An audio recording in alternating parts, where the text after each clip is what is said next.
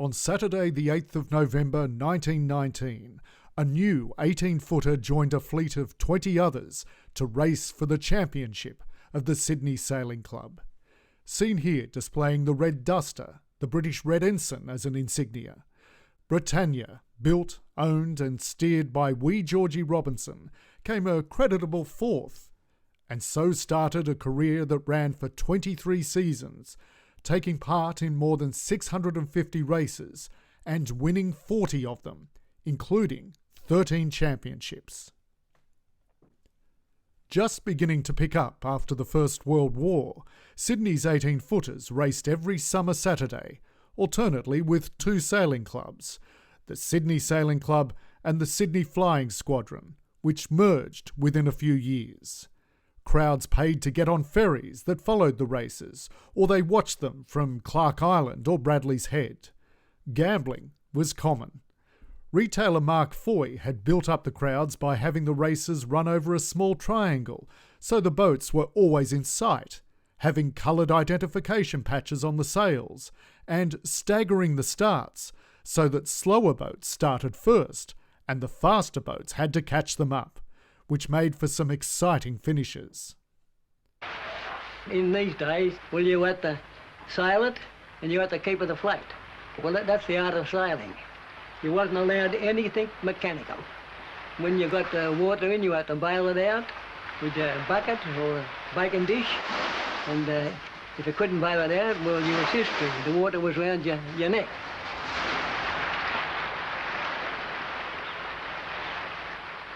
Why would wee Georgie have called his boat Britannia? Well, Britannia in 1919 was a really popular name. Britannia personified the British Empire, now the Commonwealth of Nations. It was an all-powerful and carried a fleet of ships. In fact, these merchant vessels were in every port on every sea at that particular time, and the Red Ensign was particularly well known. And the Red Ensign appears on the mainsail of Britannia, very proudly. Wee Georgie and Britannia raced until the 1943-44 season. Often runner-up in championships, his first championship win was in 1929, when he won the Sydney Flying Squadron Championship in November, and he backed it up with a win in the New South Wales State Championship later that season in February 1930. He went on to win another 11 championships, including one in his final season. Britannia was always on a low handicap and was often the scratch boat. Sailing Britannia was a family affair. Usually there were between 4 and 10 Robinsons on board. Now most of them played rugby league for the Balmain Tigers in the winter, and they sailed in their Tigers jerseys. When he launched the boat, George was the Tigers' first-grade halfback, and he had a long playing career, as well as coaching and refereeing. Georgie was one of the game's most remarkable characters. He stood less than 5 foot tall, which makes him the most diminutive player in the history of Premiership Rugby League. There were over almost 10,000 players have played at the top level in Premiership Rugby League in Australia. He's the only one less than 5 foot tall in the record books. He weighed less than 50 kilograms. So you can imagine in an era of the game, he played between 1915 and 1928, regulated only by an on-field referee and a couple of touch judges. It was undoubtedly a really tough era of the game. Back play, what happened on the field stayed on the field. He probably enjoyed the protection of his teammates to a large degree, but you know, he would have had to survive on his wits a lot of the time, and it would not have been easy for a player of his dimensions up against some of the rugged forwards of the day. After retiring Britannia, wee Georgie sailed another boat, Aberdare, for a couple of seasons, but then retired from competition. The Britannia. Now this is the Britannia. She was launched on the 8th of October 1919 and raced for the Sydney Flying Squadron for 25 years. I then turned her into a launch, put a coach house on her and rebuilt her and put engine in her, and then I took on the starter's job And I said I'd take it temporary till I got somebody. It was temporary for 28 years. With the establishment of the Australian National Maritime Museum, author and board member Bruce Stannard was able to secure Britannia as the first acquisition of the new museum. And I had to go back to the council, the governing body of the museum, and do my sales pitch all over again, explaining the significance of this vessel and getting that cheque out of them. I succeeded, and Britannia was the very first object that the museum acquired, and I'm proud of having played a role in that. Britannia means a great deal to me.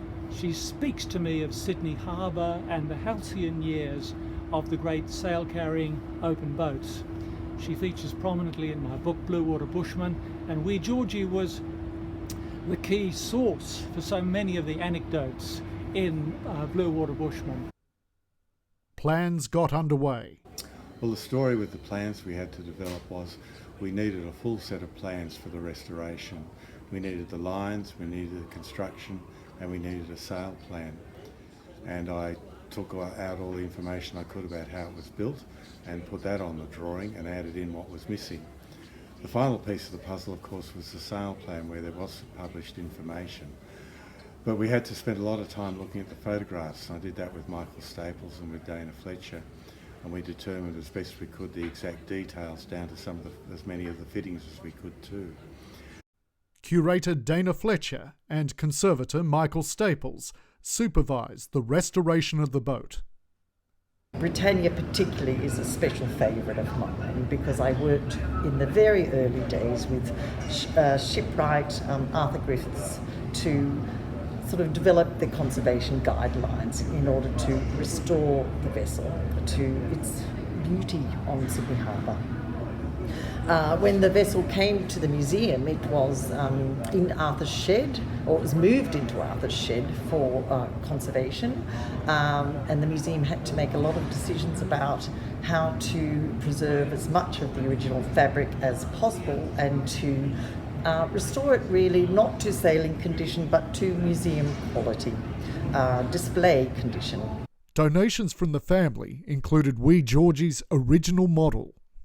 This was gifted to us by Wee Georgie's family, by Faye Magna, his daughter, and you can actually see on the half-block model the pencil marks, used to take lines to draw out onto the floor of the yard, of the loft. So the original, was obviously so fragile and damaged that there was absolutely no way that you could, repair it to like a usable condition, without losing the whole thing. I mean, you would have just all finished up in the bin, it would have been new timber and new components. So you really don't own the original anymore. So Arthur Griffith passed away and the vessel was moved to a shed in Pyrmont. The museum approached myself and Nigel Shannon, and we'd been in business for a while, and we had to sort of recalibrate our brains from restoration and rebuild type work to conservation type work, which is retaining as much of the original fabric of the boat as possible.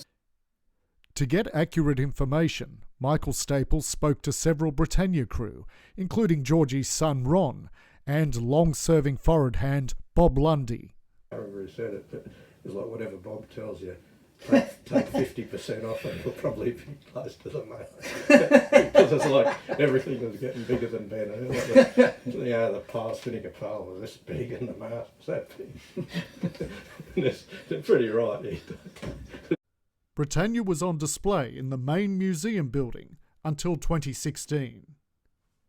Back in 1990, boat builder Robert Tian was central in setting up the Australian Historical Sailing Skiff Association.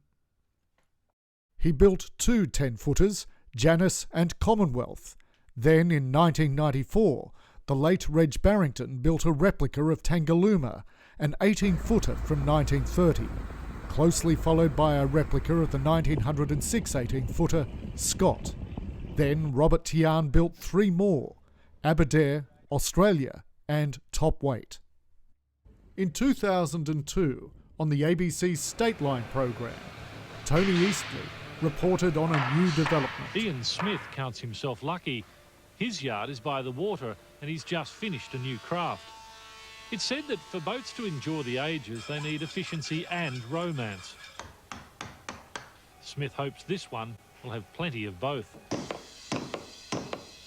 To enthusiasts, timber boats have a charm interred in the wooden frames, their skeletons cut from the forest, hewed and bent into place. From drawings taken from the original boat on display at the National Maritime Museum, Ian Smith is building a replica of one of Sydney's most famous 18-foot skiffs. The Britannia replica was launched by Wee Georgie's daughter, Faye Magna, in October 2002. Right now, christened this beautiful boat, Britannia. I wish every good luck to her skipper and crew and good sailing always. Well. Get the centreboard. Let the heady go. Just trying to whack me there. Oh, love it? Yeah. Oh.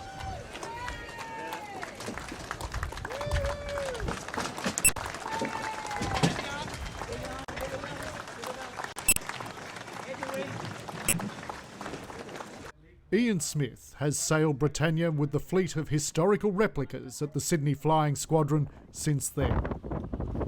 So it's the virtue of, having a replica that is accurate, based on the boat that's in the museum, that you can actually use and demonstrate how the thing works.